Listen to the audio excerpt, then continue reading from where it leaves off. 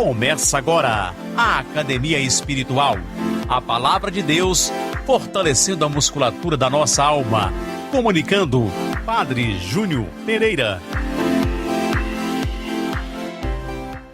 Louvado seja nosso Senhor Jesus Cristo, para sempre seja louvado.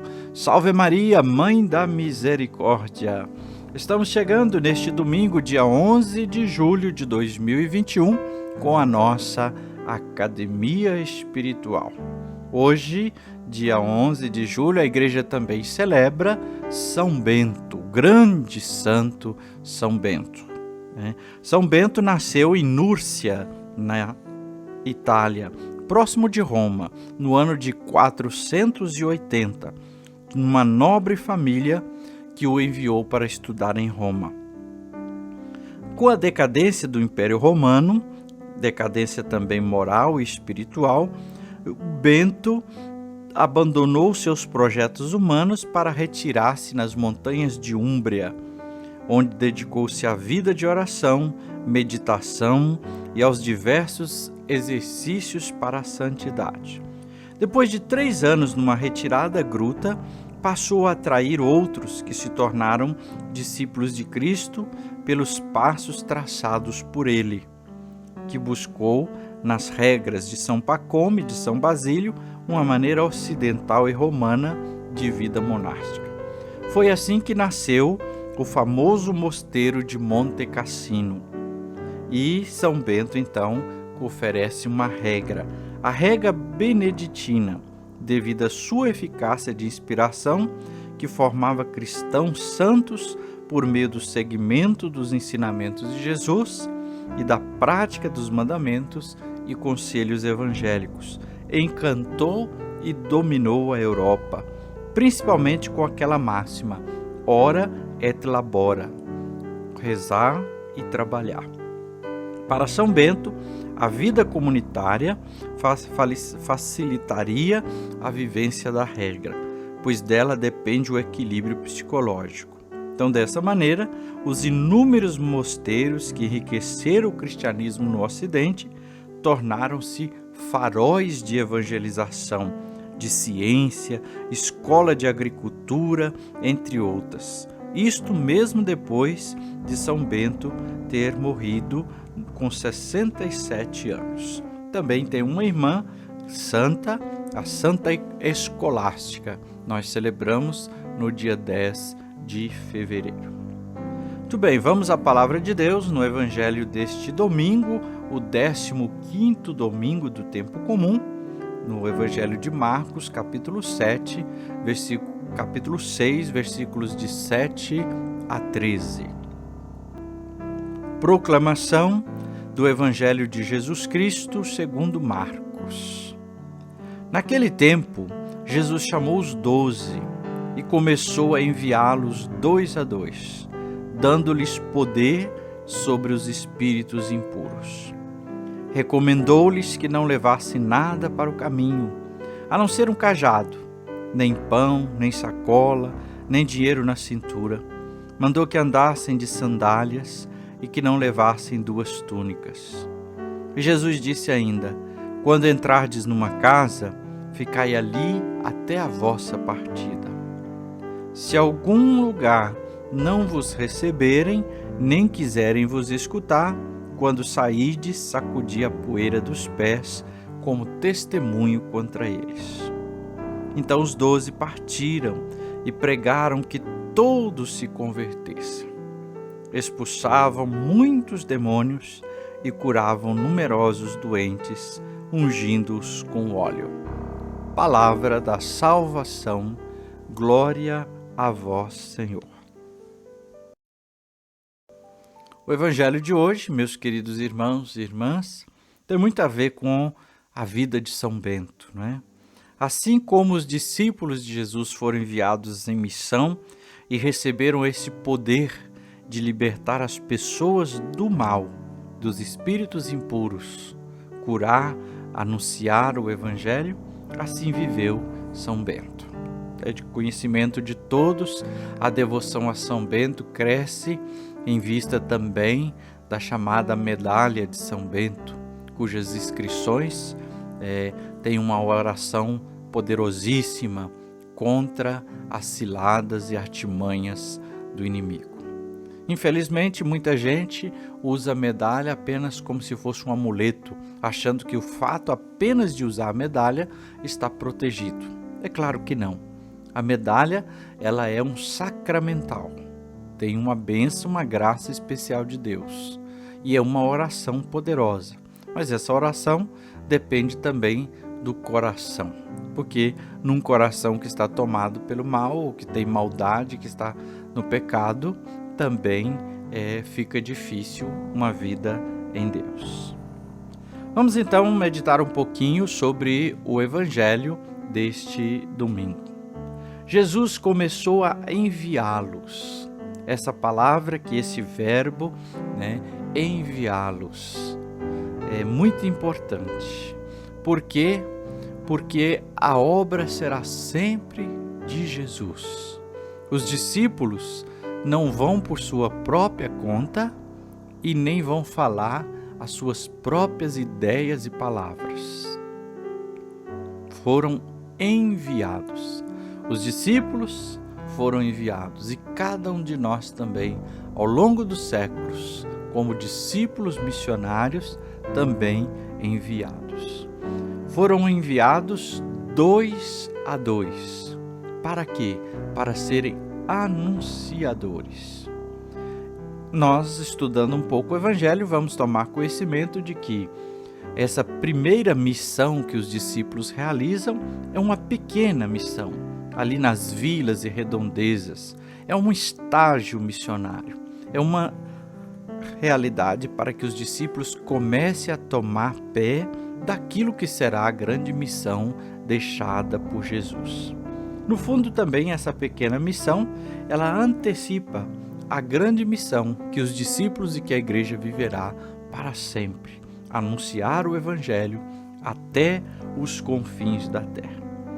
Essa missão tem 2 pilares: a palavra, eles deviam anunciar, convidar a conversão, e a ação, expulsar os demônios.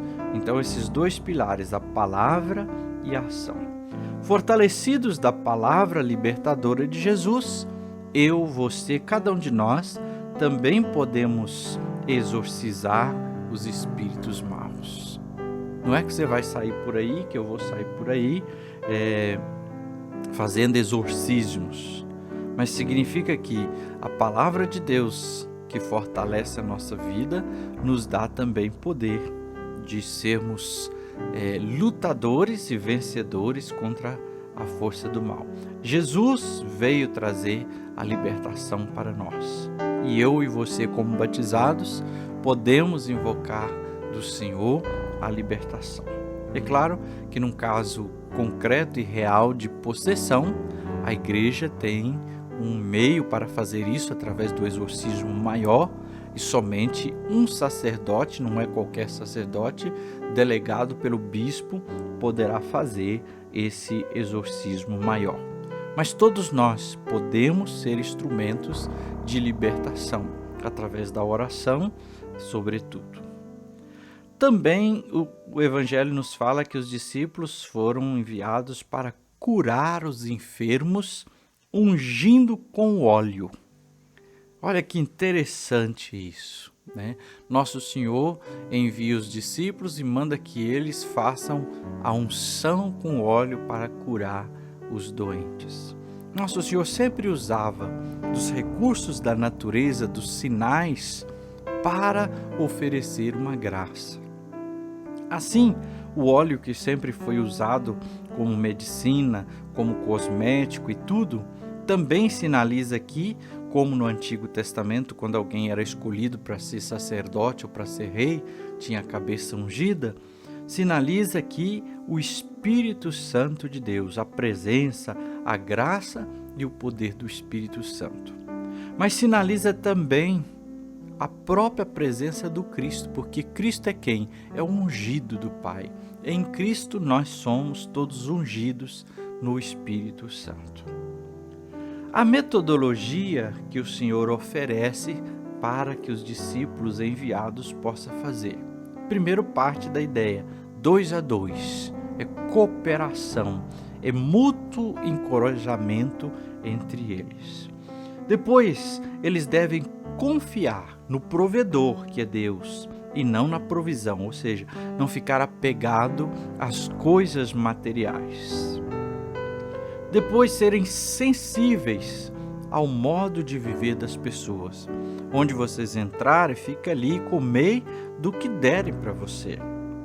Não é você que vai dizer, eu quero comer isso, isso e aquilo. Depois, aproveitar as portas abertas. Onde tiver espaço, anuncie a palavra. Mas Jesus diz, não forçar aquelas portas que estão fechadas. Se alguém não vos receber, não quiser escutar, não vai ficar exigindo, saindo, e empurrando e obrigando. Vai para frente, siga adiante. Então, por quê? Porque não há salvação para quem quer rejeitar a palavra de Deus. A pessoa já está fechada, se rejeita a palavra de Deus, então, sem o Evangelho, não há possibilidade da salvação.